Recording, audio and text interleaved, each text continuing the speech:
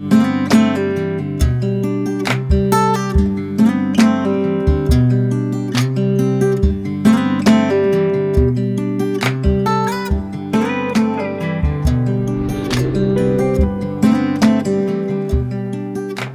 Séverine, bonjour Marielle, comment allez-vous ce matin? Bon, très bien, pas trop de problèmes, non? Ça se passe bien? Parfait. Eh bien écoutez, je vous souhaite une bonne journée. Chères Condomoises, chers Condomois, bonjour à tous. Même si j'ai retrouvé certains d'entre vous avec un plaisir immense lors de la cérémonie des vœux, enfin en présentiel à la salle Pierre de Montesquiou, j'ai souhaité renouveler ce format afin de pouvoir m'adresser directement au plus grand nombre.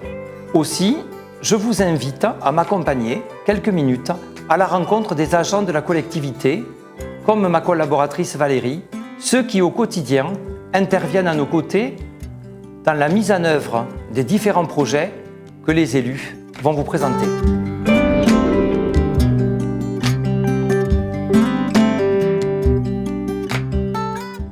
Monsieur le maire, les permanences du samedi matin connaissent un franc succès. Est-ce que vous allez les poursuivre cette année? Oui Valérie, j'en ai la ferme intention parce que disponibilité et proximité sont les maîtres mots de mon mandat et puis je ressens un énorme plaisir à retrouver tous les samedis matins sous le marché couvert mes administrés. Plus largement en termes de communication, donc qu'est-ce que tu nous as prévu Benoît pour cette année 2023? Alors pour être sur le terrain, les visites de quartier vont être des visites de hameaux. Il y aura par la suite une grande réunion de mi-mandat au mois de septembre. En termes de communication municipale, nous allons mettre en place de nouveaux dispositifs de sucettes. Le nombre va s'élargir au nombre de 12. Et ensuite, on va mettre en place des journaux électroniques d'information, un en Haute-Ville, un en Basse-Ville, qui permettra de développer de l'information municipale.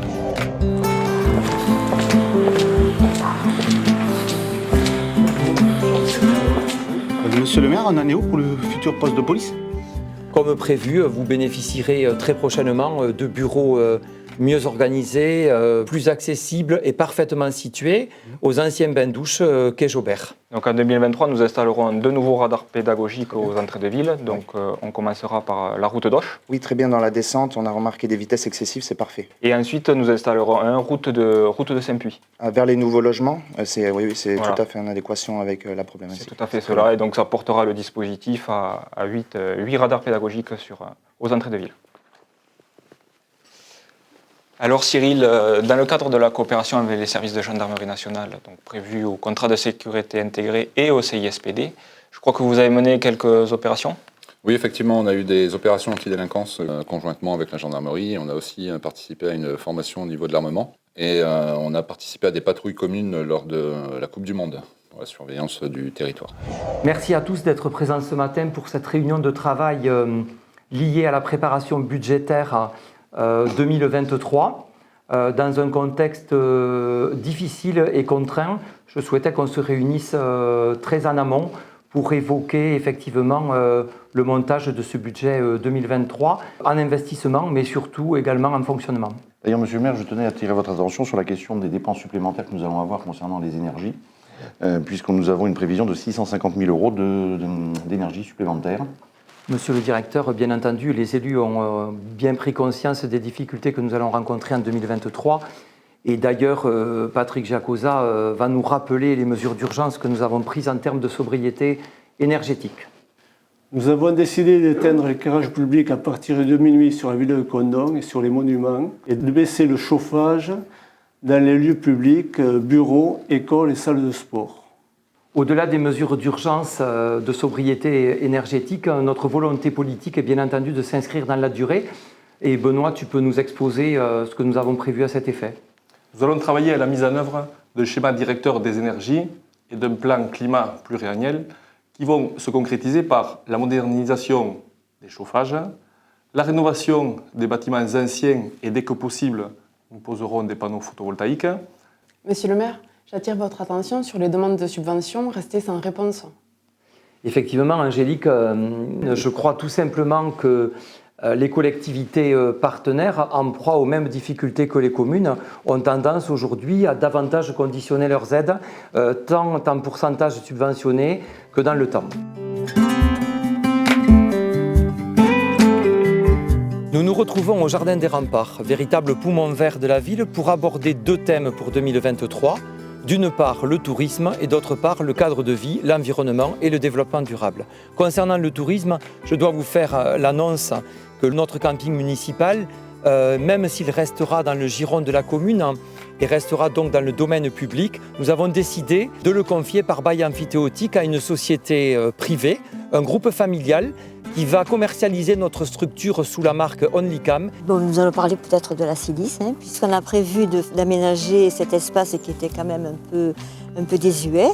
Donc Nathalie, qu'est-ce que vous avez prévu? Nous avons planté 11 arbres, des mélias, des érables de Montpellier et des mûriers platanes. On va parler de la place Saint-Pierre peut-être, parce que c'est quand même un gros projet. Nous allons mettre des bacs avec des arbres pour essayer d'avoir de l'ombre sur cette place. Nous allons changer le massif de la passerelle. Nous allons enlever les cailloux, les graminées et mettre que des vivaces. Bon, vous savez que tous les deux, nous allons continuer nos problèmes de poubelles, n'est-ce pas? Donc on va en installer encore davantage, avec le Cyclotome également, bien sûr. Et s'il le faut, on mettra aussi des caméras de surveillance. Donc ensuite, notre opération également, c'est sur le mobilier urbain. Nous en avons déjà mis pas mal, mais nous en mettrons encore davantage parce que vous savez que maintenant, il y a beaucoup de vélos et donc il faudra encore des garages de vélos. C'est vrai que ce jardin des remparts est très agréable. C'est très agréable de le voir revivre pour que les habitants de Condom se l'approprient avec les 2 associations, Commerce, Écologie et Tissage, le conseil municipal des enfants, les écoles. Et la cabane des jardiniers est presque finie, donc ils pourront s'en servir. Et le jardin partagé aussi, avec la fontaine qui a été remis au goût du jour et qui est magnifique. Et à gauche, un parcours d'orientation va être installé. Dans le cadre de la convention Petite Ville de demain que nous venons de signer, nous lancerons un vaste plan habitat destiné à favoriser et inciter par le biais d'un dispositif d'aide conjuguée de la commune, de la communauté de communes et de l'ANA, la rénovation de logements anciens au cœur de notre bourg-centre.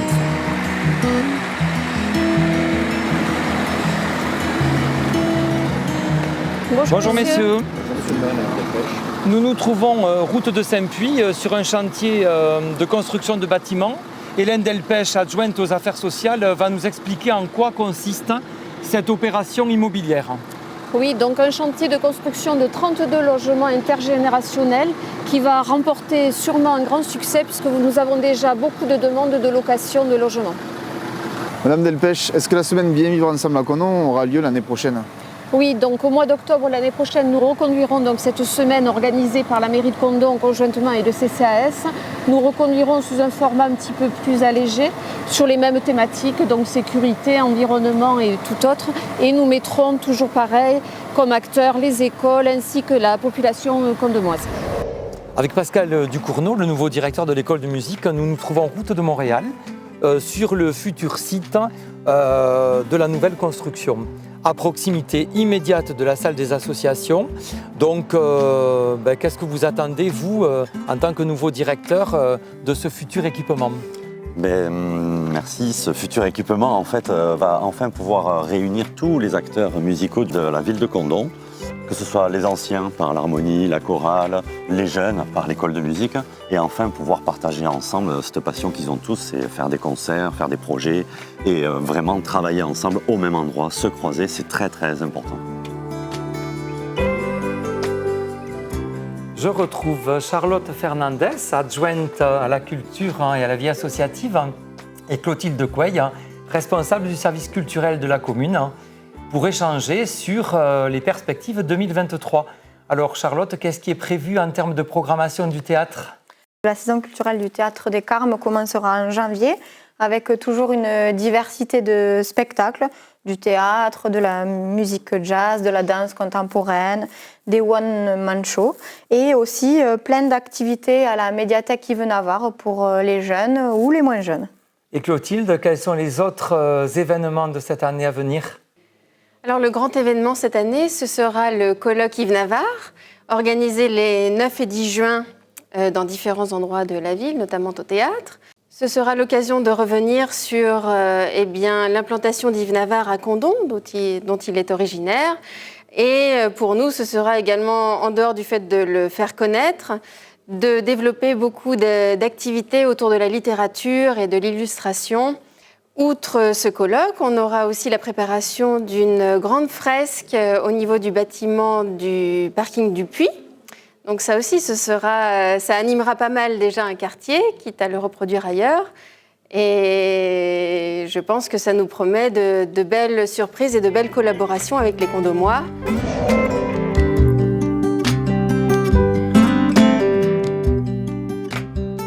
Dans le cadre de la communauté de communes de la Ténarèze, en ma qualité de vice-président en charge du commerce, de l'artisanat et des entreprises, avec les élus, nous portons différents projets. Mais toutes ces actions doivent avoir un prolongement au niveau local, au niveau de la ville. Et donc, c'est Lionel Piton qui se charge de ces dossiers. Oui, donc nous voulons facilitateurs dans les démarches, aussi bien administratives, ou alors la mise en relation des propriétaires de locaux vides, de commerce, avec de futurs commerçants qui pourraient intégrer notre ville. C'est aussi bien pour les artisans que pour tout commerce. On se veut vraiment une revitalisation pure de notre ville. Et d'ailleurs, nous avons en janvier l'arrivée d'un commerce de proximité alimentaire. Pour cela aussi, la revitalisation du centre-ville rentre dans le cadre donc, de la halle et du marché couvert. Donc une redynamisation est prévue pour l'année qui arrive. On a trouvé que le premier nom de Condom à l'époque gauloise, c'était Condatomagos. Condatomagos veut dire le marché des confluents. Donc Condom était une ville de marché. Donc ce qu'on a proposé sur ce concours, c'était de donner une identité propre à ce lieu et de l'appeler Condatomago. Il y avait deux marchés, il y avait un marché extérieur et un marché intérieur, et tout ça, ça ne fonctionnait pas ensemble.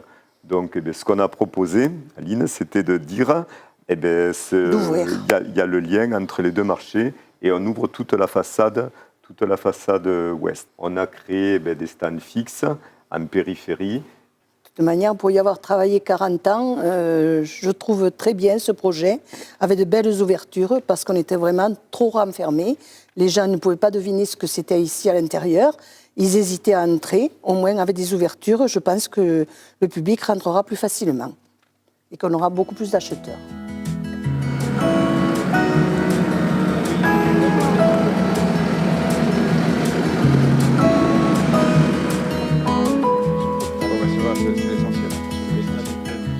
Bonjour Marc. Bonjour Gilles. Bonjour Gilles. Bonjour. Bon, je vois que la nouvelle balayeuse est opérationnelle. Bon, c'est important pour l'entretien de la voirie. À ce sujet, en termes d'investissement, donc je pense que Marc a commencé les consultations des entreprises. Qu'est-ce qui est prévu, donc, Gilles, sur le programme 2023 ? Donc on va travailler sur la rue Cassin, une vieille rue du centre-ville, le quartier Porte-Tenille, et on va reprendre la deuxième phase du quartier Hérette, un hameau de Condom, où on a déjà fait une phase cette année. Donc la voirie, c'est une chose, et en termes de travaux, bien entendu, je suppose qu'on poursuit les chantiers déjà engagés, c'est ça ? Le grand chantier des Allées de Gaulle se termine, donc pour une inauguration prévue sur le mois d'avril. Notre nouveau projet, c'est la réfection de l'ancienne cathédrale Saint-Pierre. Enfin, sur le chantier de la gendarmerie de Condom, les travaux vont constituer cette année en la réhabilitation des logements de fonction. Nous nous trouvons dans la salle Joseph Viotto, une réalisation de 2022, principalement dédiée, c'est vrai, au club de rugby, mais qui peut servir également à d'autres associations de la ville. Cet investissement précédera d'autres réalisations en direction de clubs différents, dont Lionel Beiris, conseiller délégué au sport, va vous parler maintenant. Pour l'année 2023, nous allons déposer un dossier auprès de l'Agence nationale du sport pour la création d'un skatepark. Parallèlement, nous allons également effectuer une étude de sol auprès des anciennes piscines pour l'implantation de terrains de paddle.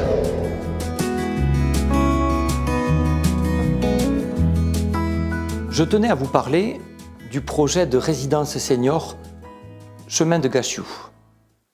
Ce projet, il nous paraît important et intéressant pour la ville de Condom, qui, en concurrence avec d'autres cités de même taille, doit absolument se démarquer. Alors, comment ne pas répondre aux sollicitations d'un investisseur privé créateur de 22 emplois et offrant un service répondant aux besoins de nos aînés. Bien entendu, il ne s'agira pas de passer en force. Le projet sera mené dans le dialogue et la concertation.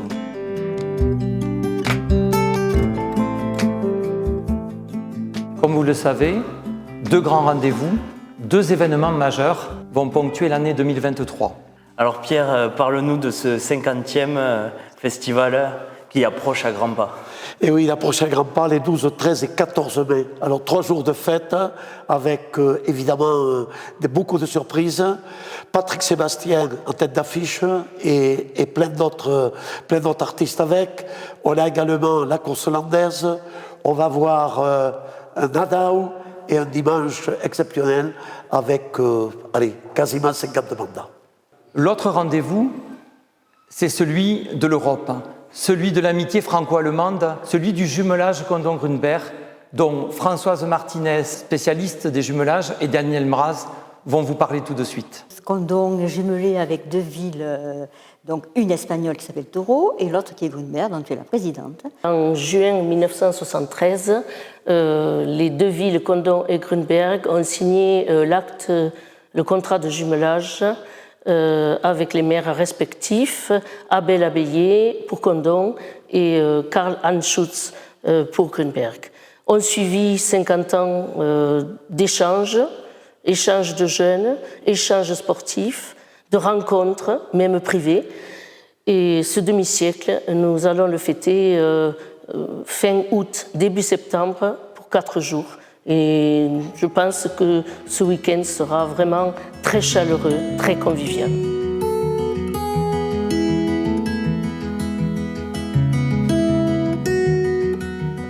Condomoises, Condomois, mes chers concitoyens, avec l'équipe municipale, je vous invite à regarder l'avenir de manière résolue, guidée par notre projet de ville et par nos convictions qui visent à faire de Condon une ville solidaire, attractive, mieux équipée et plus agréable à vivre, une cité culturellement ouverte et économiquement forte. Comme vous le savez, l'année 2023 sera riche en événements. C'est ensemble que nous bâtissons le Condon de demain et je sais pouvoir compter sur chacun d'entre vous pour votre participation contributive, ce dont je vous remercie. Permettez-moi, sans tarder et du fond du cœur, de vous adresser à vous et à vos proches mes vœux les plus sincères, d'épanouissement personnel et professionnel, sans oublier la santé et le bonheur. Bonne année à tous.